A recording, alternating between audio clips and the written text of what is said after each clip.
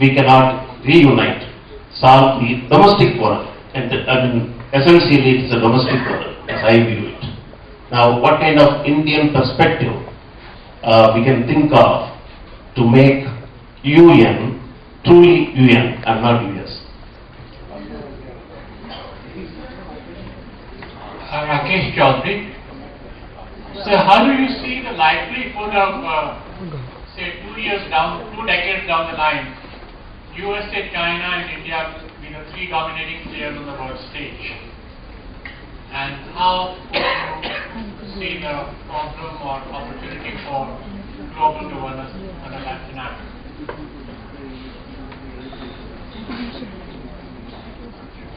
All right. Try to keep them all straight in my head, but of course many of them are linked. The broad theme of the UN, Council reform, dominance of the organization by some, etc. In fact, when you mention the US, you should know that the first name that was discussed by Roosevelt and Churchill for the new organization they were planning to create was the United States, and then they realized that name was already taken. So it ended up the United Nations. And as you said earlier, Professor, there, that the nations have to be united. I used to have 2 favorite typos in letters I received when I was working in the UN. My absolute favorite was the letters that came addressed to the untied nations. The other one was, of course, when people were inveighing against the atomic bomb and write about not the nuclear policy but the unclear policy. That also existed. Anyway, coming back to the substance of the issue. I do want to stress that as far as the UN is concerned as an organization, it has its successes and its failures, it has its limitations. In many ways it is a mirror of the world. It basically reflects as a mirror the extent of convergence and disagreement in the world. And where the world is united, it turns out to be effective. Where the world is not, as somebody mentioned the Iraq War, where there is no unity on a position, then things can happen by default.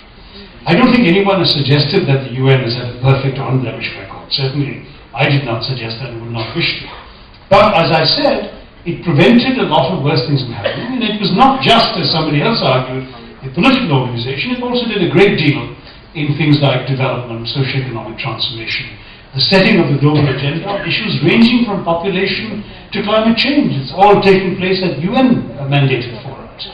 So I am personally convinced that the organization is already transitioning into this vision of an organization that can serve a world of problems that cut across frontiers, much beyond the purely political agenda of the Security Council. The Security Council is the body that deals with international peace and security. And it was good that you asked the blunt question, how does it help India? The truth is, we are not seeking a seat in the Council in a spirit of how does it help us. We are seeking a seat in the Council in the spirit of how can we help the world. That we feel ready to play a responsible role on the global stage, and we believe that in the existing patterns of global governance, this is the forum within which such a role can be played. So that is the difference. We are really not in this to gain specific things for ourselves. We are in there to play this role, and yes, there may be an element of seeking recognition for where we have arrived in the world, arguably, but at the same time, it is in a spirit of service. It's very much in that Nehruvian ideal that we can make a contribution and serve. You spoke of India, China and the US. I don't think we're thinking in those terms. Certainly the US and increasingly China are in a league of their own, and we are a significant economy. We have a number of problems we're still trying to solve. We displace a lot of weight in our region and to some degree in the world. We have a number of strengths and assets. But I don't think that the way you put it as being one of the quote-unquote dominant powers in the world is the way in which India would see it. We see ourselves as a country which has a contribution to make. We see there are others that have comparable contributions to make. They have different sizes, different strengths, but there are other countries with per capita GDPs that are significant. I'm not going to name countries and look like we're picking, the A team. But I guess if people were to sit around picking an A team, we would certainly consider ourselves to be part of that A team, both in terms of global economic strength, political and indeed even military strength, but more important in terms of our willingness and ability to contribute globally to the world as a whole. So that's broadly it. On your specific point about the extent to which the US dominates, I think the recent history of the UN would suggest that's no longer an accurate presumption, because the US, for example, could not get the Security Council to adopt the resolution it wanted to have passed on authorizing it to go to war in Iraq. So somebody else mentioned the Iraq war in the opposite context. There's an example of where you can see that however strong a country may be, there are some limitations.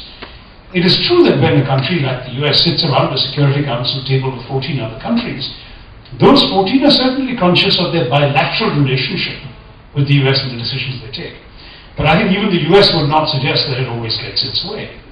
Otherwise there wouldn't be so many conservative think tanks that dedicate so much energy to counting up the number of votes that countries are coming up with voting against the US as they see it. So that I think is still too simplistic a view.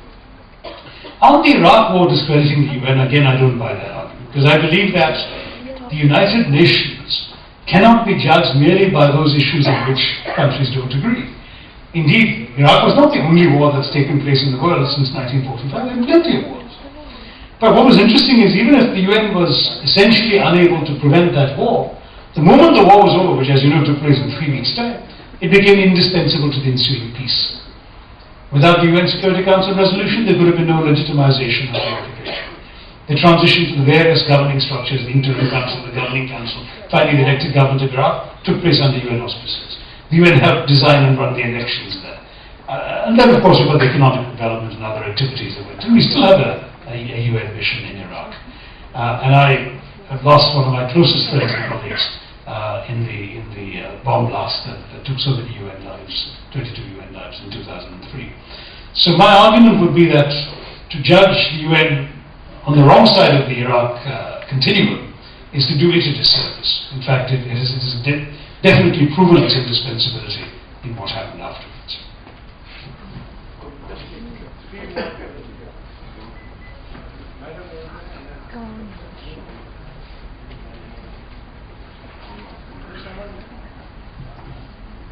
Good evening, sir. Let me start by saying that it's indeed a pleasure to be asking you a question in person. Not that we've been deprived of 2 weeks at all, but since I've